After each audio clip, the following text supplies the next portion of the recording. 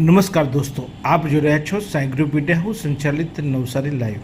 આજના ભાગદોડ અને સ્પર્ધાત્મક યુગમાં બાળક શાળામાં પ્રથમ ક્રમાંક પાસ થાય અને એક સારું કેરિયર બનાવે એની દોડ શરૂ થઈ ગઈ છે। આવા સંજોગોમાં ભારતીય સંસ્કૃતિના કેટલાય ભાષાઓને લુપ્તતાને આરે છે, પરંતુ ભારતીય નૃત્ય કલાને જીવંત રાખવા માટે કેટલીક સંસ્થાઓ આજે પણ કાર્યરત છે। તે પૈકીની નુપુર સાંજ સંસ્થા નવસારીમાં આરંગેત્રમ અને ભારતીય ડાન્સ પદ્ધતિને શીખવવા માટે કટિબદ્ધ છે। ત્યારે આજે ટાટા હોલ ખાતે નુપુર સાંજનો 87મો દીક્ષાંત સમારોહ યોજાયો હતો। ખાસ કરીને આ 87 દીક્ષાંત સમારોહમાં 3 બાળાઓએ આરંગેત્રમ રજૂ કર્યું હતું।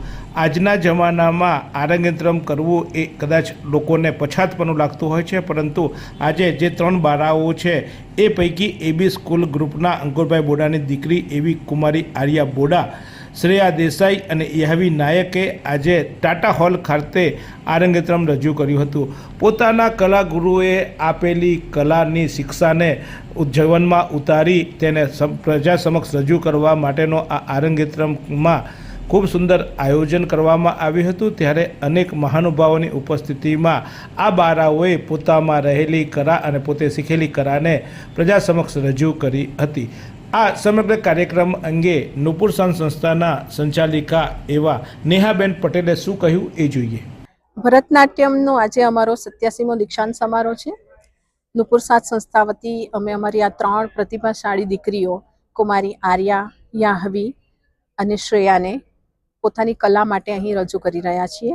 અમારી સંસ્થા માટે આ ખૂબ જ ગૌરવવંતી પળ છે, કારણ કે સંસ્કૃતિને આટલી સરસ રીતે પોતાનામાં ઢાળી અને નૃત્યને રજૂ કરવું એ ખૂબ કઠિન વસ્તુ છે। જ્યારે ઉનાળાના ભર તાપમાં દીકરીઓ એસી રૂમની બહાર નીકળવા તૈયાર નથી, મોબાઈલ, વોટ્સએપ અને સોશિયલ મીડિયાને માં રચી પચી રહેતી હોય છે, ત્યારે પોતાનું કિંમતી વેકેશન બગાડીને આ દીકરીઓ વેકેશનમાં પોતે પરસેવે રેબઝેબ થઈને નાહીને પોતાની કલાને અહીં ખૂબ સુંદર રીતે પ્રસ્તુત કરી રહી છે। આજે મને ખૂબ જ આનંદ થાય છે કે મેં શીખવેલું બધી જ વસ્તુઓ એ લોકો બહુ જ સુંદર રીતે અહીં પ્રસ્તુત કરી રહ્યા છે।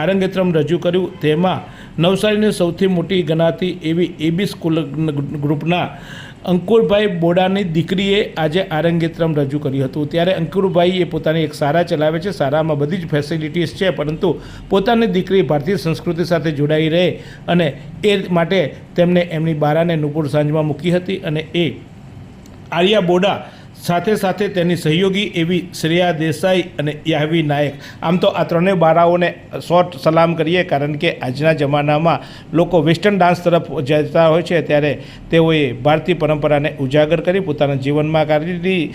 કહેવાય છે કે આ આરંગેત્રમ એ ચોક્કસ છેલ્લો પરીક્ષાનો અંત હોય છે।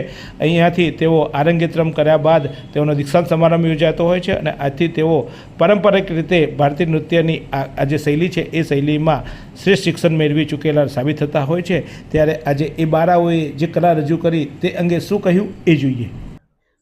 નમસ્તે, આજે મારો આરંગેત્રમનો દીક્ષાંત સમારોહ છે, તો પહેલાં તો એનો ખૂબ જ આનંદ થાય છે અને અમારા ગુરુ શ્રી નેહા ટીચર અમને જે પણ કલાઓ શીખવાડી હતી એને અમે ખૂબ જ સારી રીતે દિલથી પ્રસ્તુત કરવાનો પ્રયત્ન પણ કર્યો છે અને અભિનય આપવાની, આમ એક ટાઈપની આધ્યાત્મિક પૂજા કરવામાં અમને જે આનંદ આવે છે એ ખૂબ જ મજાનો છે અને ઓડિયન્સ પણ સાથ આપે છે અમને, તો અમને ખૂબ જ આનંદ થાય છે।